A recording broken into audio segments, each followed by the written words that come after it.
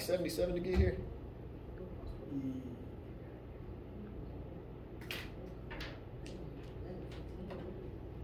Or you take 26? 26. I can't remember road names for the life of me. I heard 77 was shut down. I don't know that information. Well, frankly, 26 was backed up, and it wasn't backed up to the level that you know GPS would have told me that. It's just, hello, there's a lot of trucks here. No one, you know, everyone's going 20 below what they're supposed to. There was like 3 wrecks Wednesday morning. Thankfully, I didn't run into that. There's been a day where I left on time, and then because of traffic, one of my lectures got canned because I wasn't here. Hey, that happens. It does happen. Things happen. In fact, things have happened to me on my commute every single day this week, which I don't appreciate. Really? Also, speaking of things happening, my laptop died. I need to go get my charger. Where does he live? Columbia. Well, I think Irma, really. Ah, that's where I'm from. Oh, yeah? Interesting. Around Lake Murray area? Yeah, I live like 5 minutes from the dam. Oh, okay. I gotcha.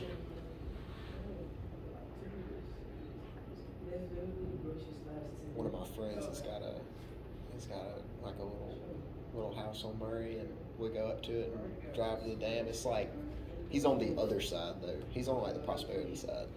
Oh. So it's like a good hour one way. Yeah, so if you go from Prosperity, like the back way from Newberry, you'll come in on what's called 378, and my house is on that road. Oh, okay. Yeah, I got it. It's by the Blowfish, like the minor league baseball team. I know, yeah, all right, I got you. I know where you're talking about. Yeah.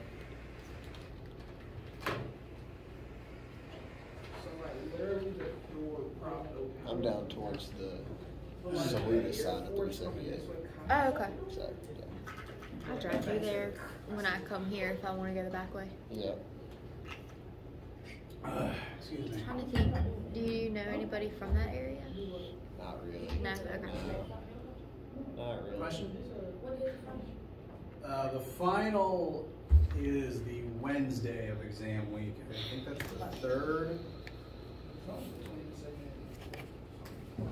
You mean the final exam or test 2? Final exam. Well, both actually. Okay, good question. All I'm right. not worried about the dates. I'm ready to go. The current plan for test 2 is this week in April, 17th through 21st. If we're not done learning heat and thermo by then, I'll push it back a week. Well, if I push it back a week, then that's less time to study for the exam after the fact. You know, just keep it ready. Said exam is currently scheduled for Wednesday, May 3rd. There's 2 time slots, and I don't care which you attend because I give the same exam twice. Those are 1:30 p.m. this day and 5:30 p.m. this day.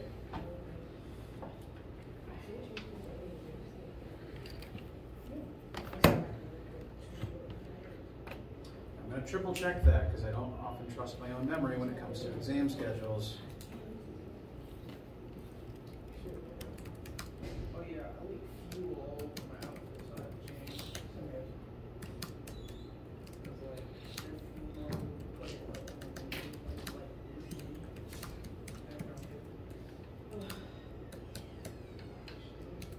Final exam calendar, spring 2023. Yes.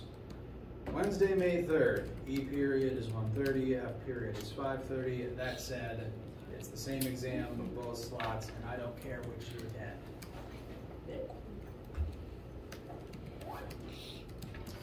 So how you guys feeling? Too bad. All valid. I also woke up tired, and I am also looking forward to sleeping in tomorrow. Main thing I want to do today, in terms of learning, is look at the next principle in the heat and thermo stuff, which is how to calculate the thermal energy needed to change something's temperature. But before that, though, opening up the floor. Any questions from you guys about concepts we've been learning, homework assignments, etc.? Anything on your minds?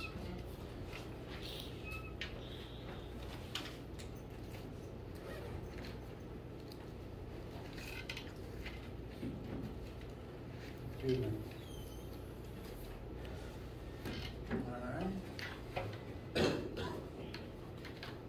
Well, even if nothing from the recent homeworks is on your minds yet, if you haven't worked on them yet, my previous section actually asked a few questions about the chapter 5-6 homework. And currently, those are on the board, and no reason you shouldn't benefit from what they asked. So, if you've been looking over that homework and possibly maybe been stumped by a few questions, this is question 8 on the homework, which is the beach ball. No, it's not a beach ball, it's a styrofoam ball being held under the water. Main point of this question is that you need to determine the volume of the ball so that you can figure out the radius and then diameter of the ball. In order to figure out the volume, you have to analyze the various forces acting on the ball, those being the force the kid exerts down, buoyant force up, and the ball's own weight down technically has to factor in.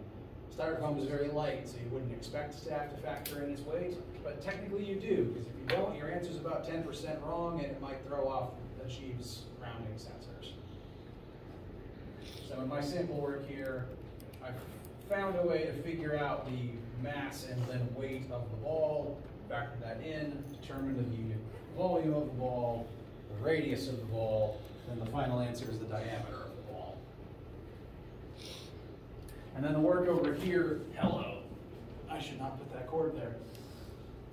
This one is number 1, which is how many numbers of sheets of paper have to be on your back to equal atmospheric air pressure.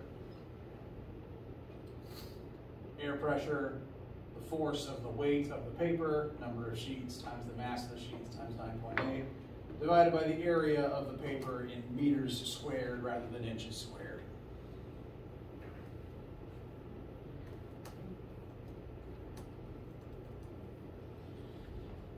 If you are interested in copying or taking photos, you may. I'd recommend doing it, or you have to clear the board off for more examples.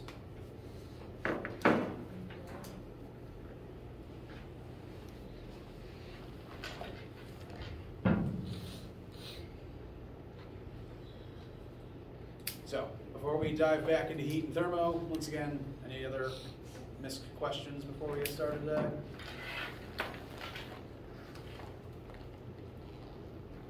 All right. So, when last we left off, we were discussing how humans developed scales of temperature and how they all relate to each other. It really is true and really is weird that until 1850 we didn't have a temperature scale until Fahrenheit was developed. And yet it is true. Oh, rather, Europe didn't have a temperature scale, since all the textbooks talk about European science. I don't know about the rest of the world. And all 3 of the scales relate to each other using these 2 formulas. As a quick practice for you guys, let's do some sample calculations to make sure you can convert to temperatures correctly. Remind me, which unit do we like to use for temperature in this class? Kelvin. So especially we need to make sure you can convert into and out of Kelvin specifically.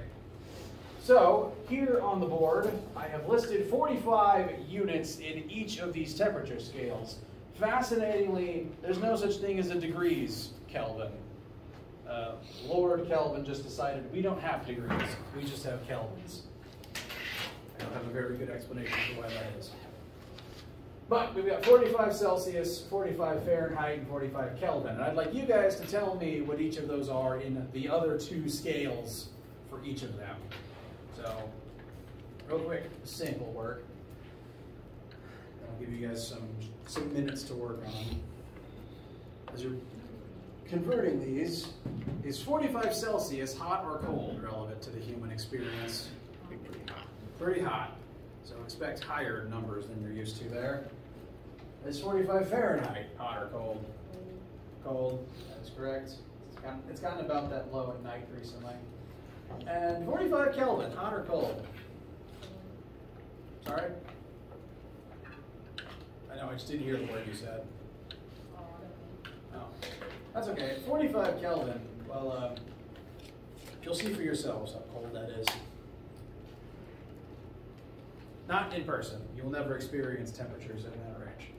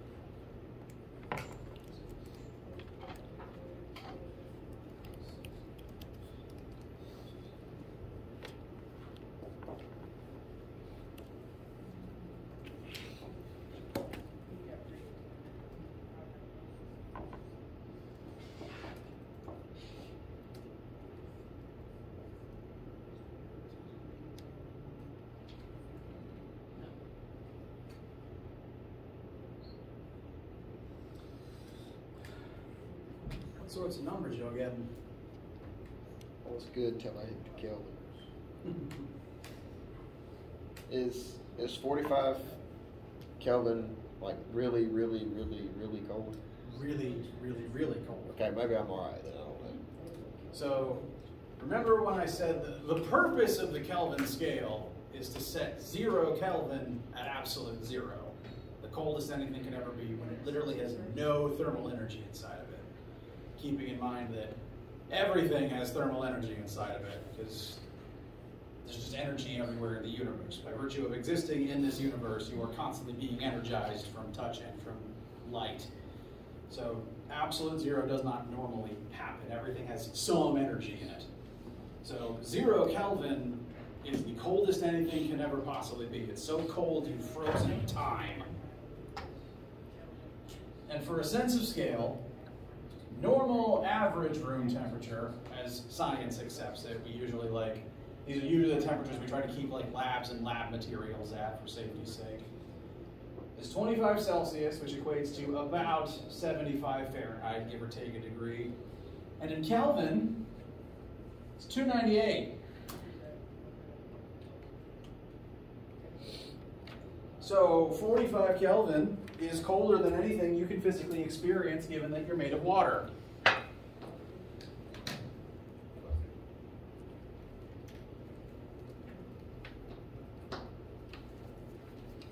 I assume you're made of water. I apologize if I'm incorrect.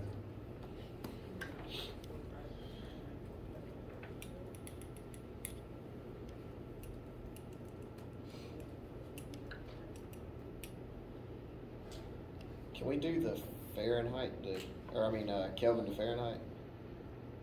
Yes, 45 Kelvin into Fahrenheit. Right. I think Yes. I got mixed up on that. Absolutely. As said, 45 Celsius is hot. You'd die if you were exposed to 113 degrees Fahrenheit for 45 Celsius is hot. It's 113 Fahrenheit. Will kill you if you're in it for too long, without shade at least. 45 Fahrenheit is pretty cold. 45 Kelvin is so cold you'd be a statue long before you reach that temperature. So, as formulas go, TF equals 9/5 TC plus 32, followed by TK equals TC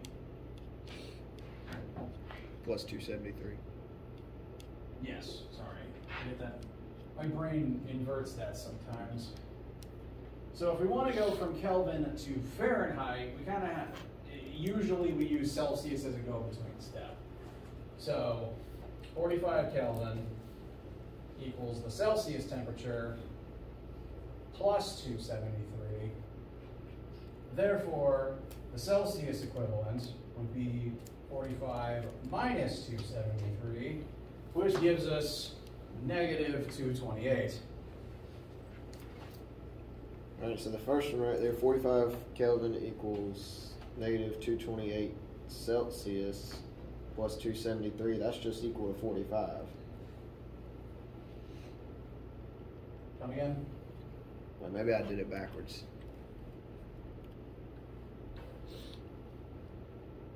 So you're going from Kelvin, and then you're finding, well, we've already found Celsius. Yes. And just the way that the formulas are usually written, if you're going from Kelvin to Fahrenheit, you might as well use Celsius as a middle step. Convert from Kelvin to Celsius, then Celsius into Fahrenheit.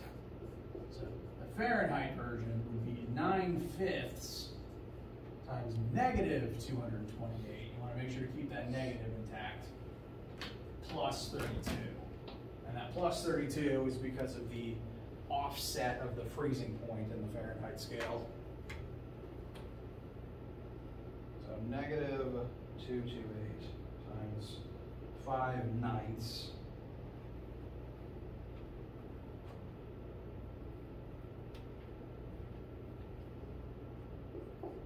All of my markers are dying. It's sad. Gives me about negative 410.4 plus 32. So after that last calculation, that gives approximately negative 378.4 Fahrenheit.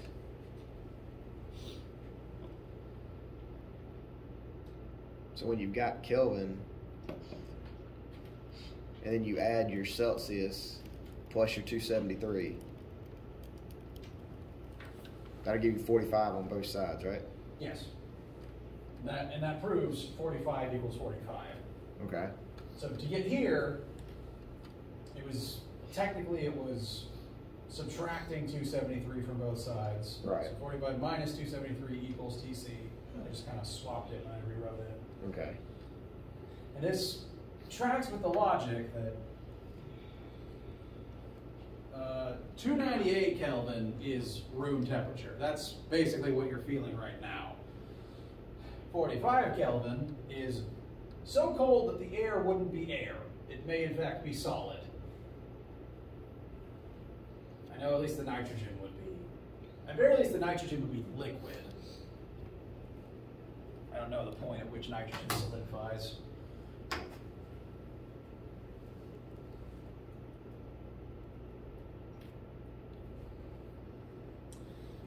Any other of these calculations you wanted to look at? Okay. Feel okay with the conversion stuff for the most part? All right. Now, we do like Kelvin units because of the reason absolute zero does correlate to zero thermal energy. So that is the one we're going to stick with. But, interestingly, tab back a little bit. The way that the scales were designed, Kelvin is based on Celsius. Scientists generally liked the Celsius scale, so when Kelvin came along and adjusted it to better match thermal energy levels, the Celsius wasn't thrown out, it was just shifted. They just took the Celsius scale and shifted everything by 273. So 1 degree Celsius is the same size as 1 Kelvin. If you warm up by 1 Celsius, you warm up by 1 Kelvin. Fahrenheit is the odd one out here, because 1 Celsius is 1.8 units Fahrenheit.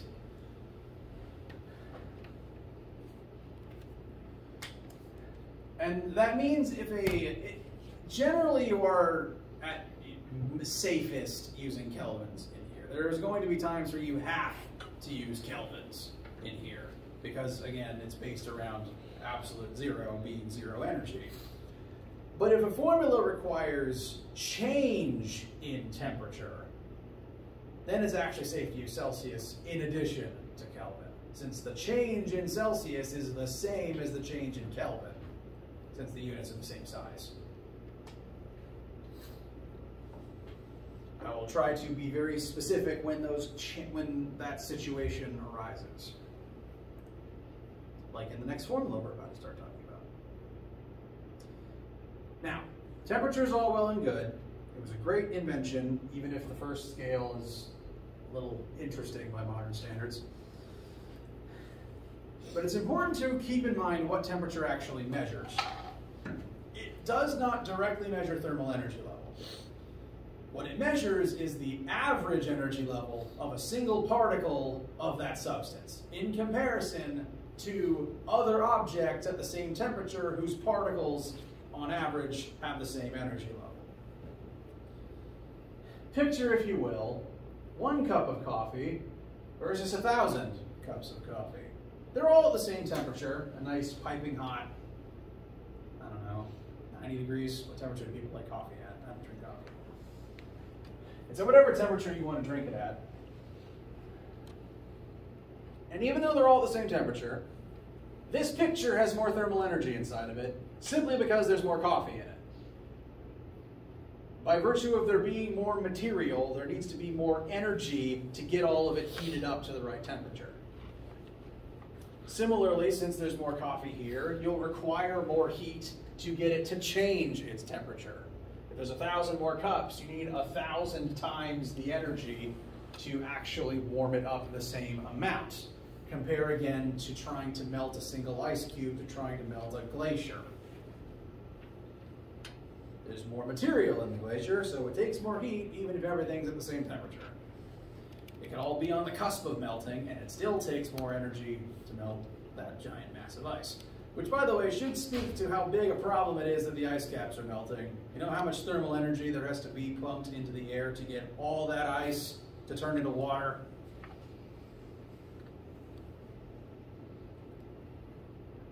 Does that mean California's gonna flood? California will flood. I mean, the East Coast will flood too. At some point, Columbia might become beachfront property. Wasn't it at one point? At one point. It's probably why Columbia is the sand hills. Literally, it was beach at one point.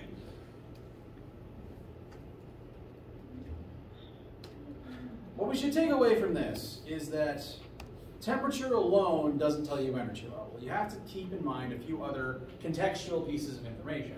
But it's still a good average measurement. And frankly, the human experience is based a little bit more around temperature than it is around energy level.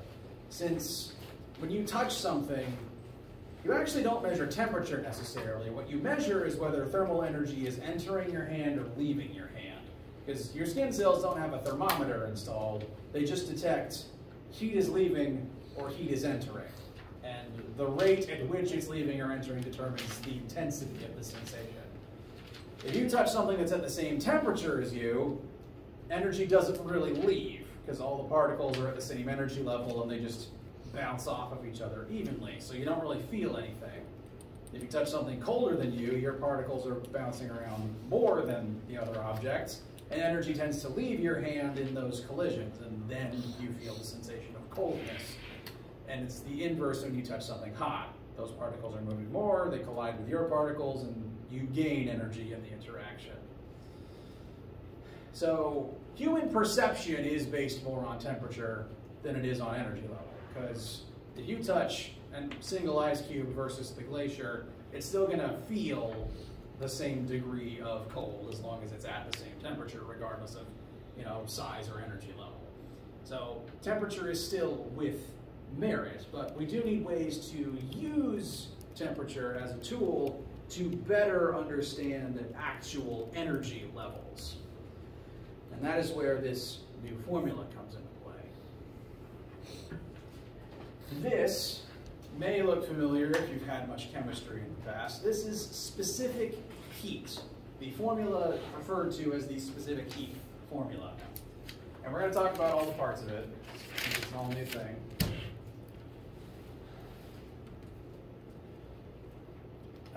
The Q variable in this formula refers to heat transfer, the amount of energy you either gain or lose in an interaction.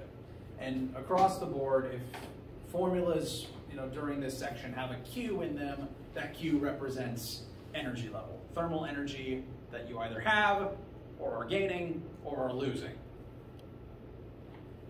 So Q, thermal energy, as a new variable. Since it's energy, it's measured in joules, like every other form of energy so far. So you got KE, GPE, EPE, and Q.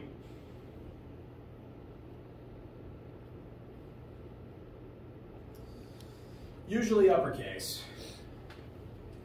And what this formula says is that something's thermal energy level must change in order to change its temperature. Heat has to be added to something in order for its temperature to rise. If delta T is a positive number, you will have to be gaining thermal energy for that to be the case. Likewise, if delta T is a negative number, if the degrees are dropping, then you would be losing thermal energy.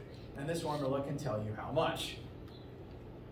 This is useful for understanding how much effort it takes to warm something up or cool it down, which is rather important depending on specific contexts. A lot of engineers working on advanced systems, you know, ranging from even just automobiles to all sorts of space equipment.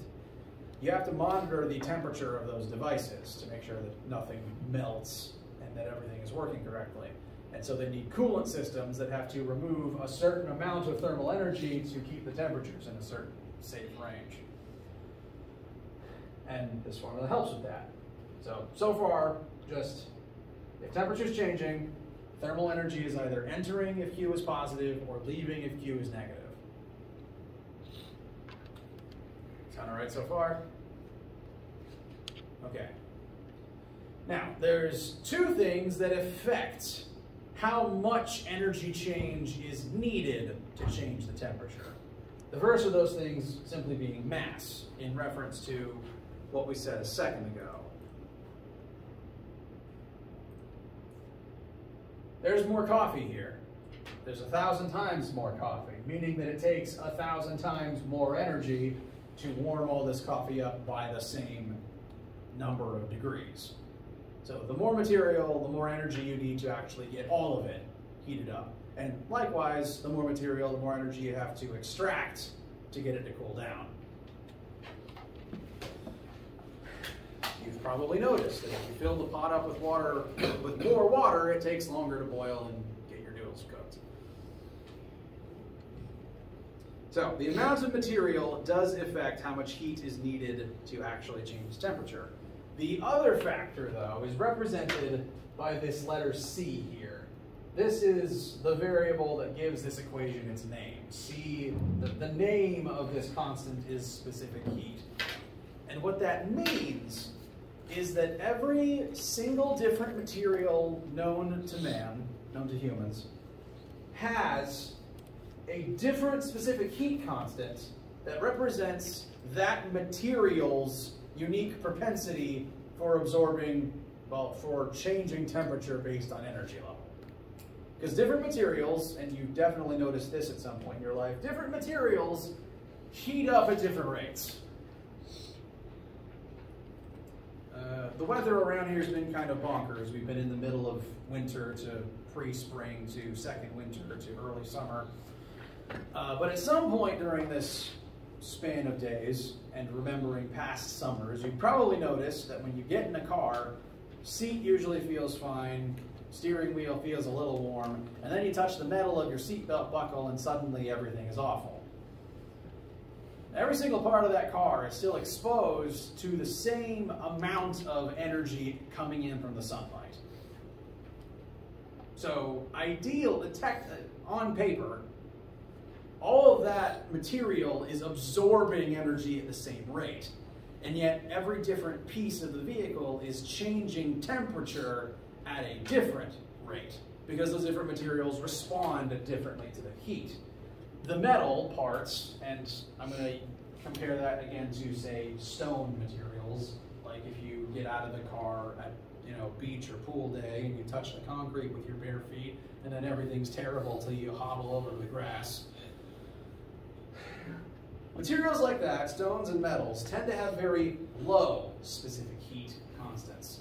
This table right here summarizes most of the specific heat constants that you would need for this class. And this table is in your formula sheet. Kind of like how there's infinitely many coefficients of friction, there's infinitely many of these things, so you never have to memorize a single one of them. You will have this table, you'll be told either what the specific heat of something is, or you'll be given all the information to use this formula to calculate it. But every different material, some of them listed here, have different specific heats. And I'm going to pay attention mostly to this first column, since it's in the units we like, joules and kilograms, as opposed to calories and grams. This is the chemistry column, this is the physics column. If we look at the sample entries in this chart, the metals have the lower specific heats. The lowest heat on this table is lead, clocking in at 128.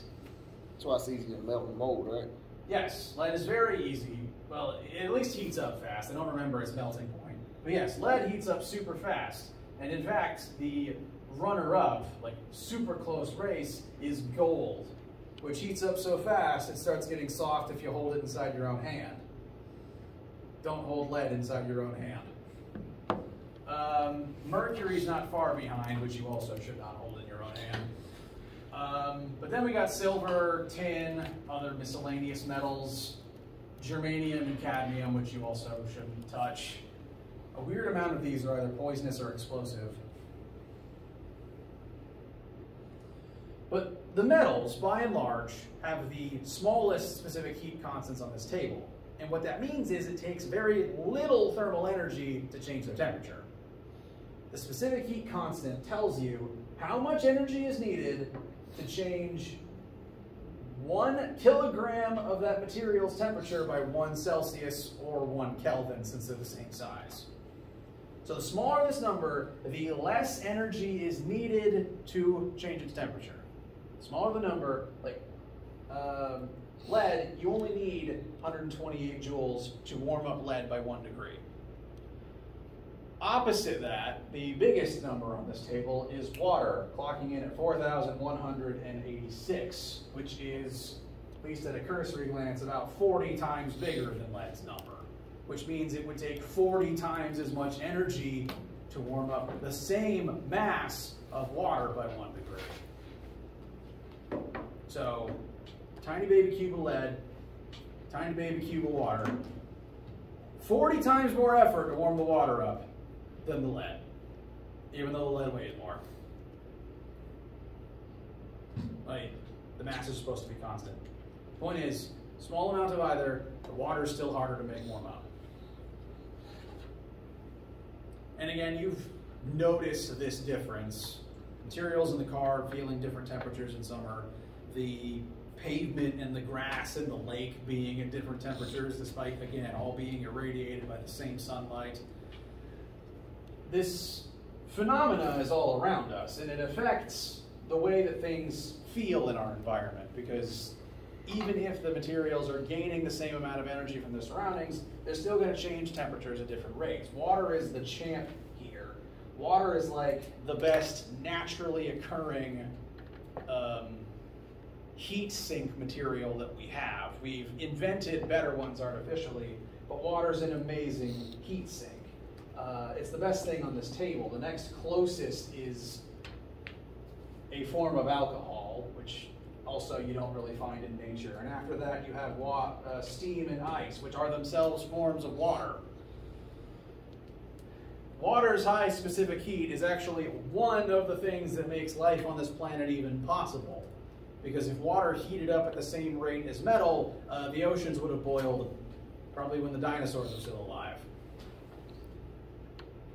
And then the atmosphere is just scalding steam, and then you know, everything is bad forever.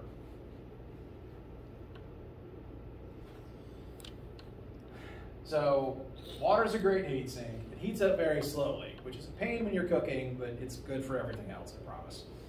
It's also why it's commonly used to cool things down. Like, you got hot metal, dunk it in water. Because the water won't change temperature as it leaches all the heat out of the metal. So, back to the formula. If you add a bunch of thermal energy to something, its temperature will change, but how much it changes depends on mass and what it's made of. And likewise, in reverse, if you suck energy out of something, temperature drops based on those same criteria. Feel all right so far? All right. Let us get a little practice in with this. This formula is neat because people are actually able to use it to help identify what materials are made of. Because if you can experimentally determine specific heat, you can look at that table and see what materials have that specific heat. And this is one way that metallurgists, which is to say chemists who study metal, have identified metal samples, historically speaking, given that most metal all tends to look and, you know, it all feels like metal. Most of it's gray. Oftentimes it's kind of hard to tell elemental metals apart from each other. So they developed this trick as a way to help with that identification process. Here we have a metallurgist who's going to take 100 grams of, nope, I already said it was lead. I gave the game away. We'll do the other version next week. They're going to take lead, they're going to heat it up. Don't do that on your own. They're going to warm it up to 770 Kelvin from 25 Celsius. How much thermal energy is required to perform this task?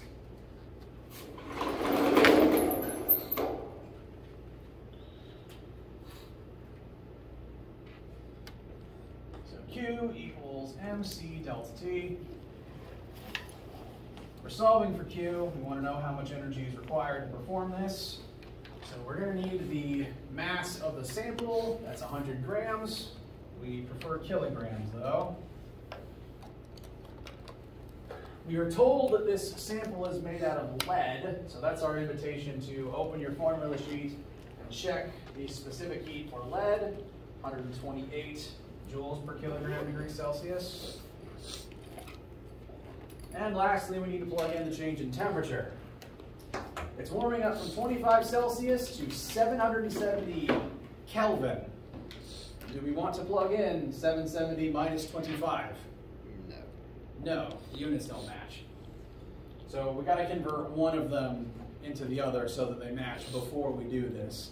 This is actually one of the times where we can use either Celsius or Kelvin, since the formula states delta T, the change in temperature, because the change in Kelvin is the same as the change in Celsius, since the units are the same size, which means we just have to pick which one we like. We got to take one of them and convert it to the other, and then stick with whatever unit we've got left. It's 2 Kelvin. Let's use Kelvin. Yeah, it's what most scientists use, so we'll stick with that. How many kelvins is 25 Celsius? Well, actually, I kind of already gave the game away. 25 Celsius is 298 Kelvin, but the way that I know that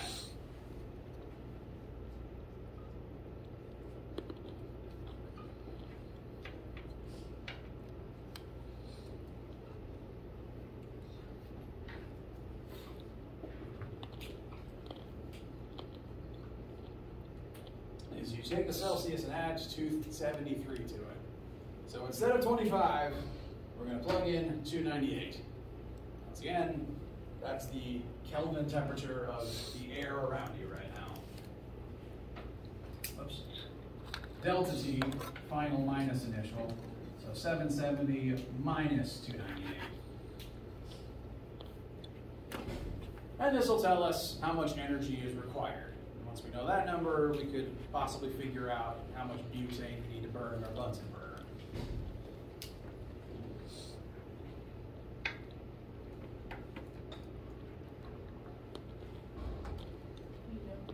Oh, thank you.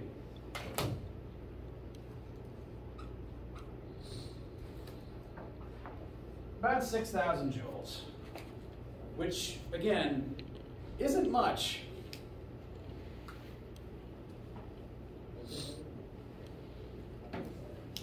For a sense of scale, I'm going to dump the same amount of energy into water, and we're going to see how much that heats the water up. I'll even use the same mass of water, 100 grams, which again isn't a lot. You probably couldn't boil noodles in that much water. I eat a lot of noodles if you couldn't tell. Ain't nothing wrong with it. Exactly. What's your favorite kind? That's like asking me to pick between children. Man, I'm not picky either.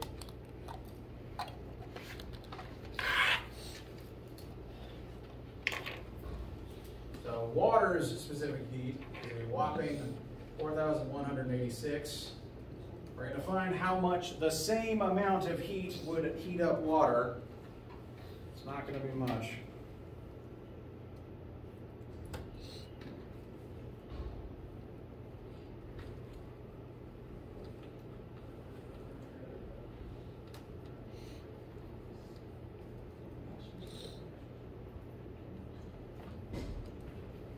.4 degrees Celsius. Now, if that was an increase in the air temperature around you, you would notice it, because 25 Celsius is room temperature.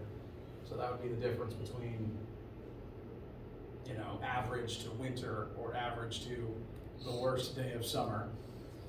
However, that's the change in temperature of 100 grams of water, which is like a cup. And that's after blasting it with a blowtorch.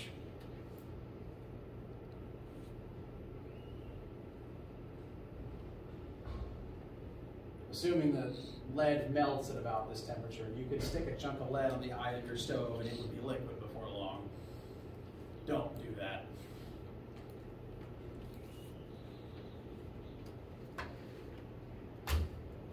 Questions so far?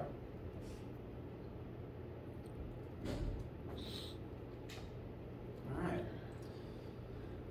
Well, that's pretty much everything for today. Next week we will use this in some more unique examples. One of them being, I'm going to actually walk you through that trick I mentioned where you can use this formula to help identify what something is made out of. Because, yeah, like, we've done it two ways here, where we solve for Q, where we solve for delta T, but you could also work it in such a way that you solve for C, and therefore you can check what something is made out of. And And that's what we're going to look at on Monday, and that's what your take-home lab over the next couple of weeks is partially going to be based on. Any questions or concerns or et cetera for right now?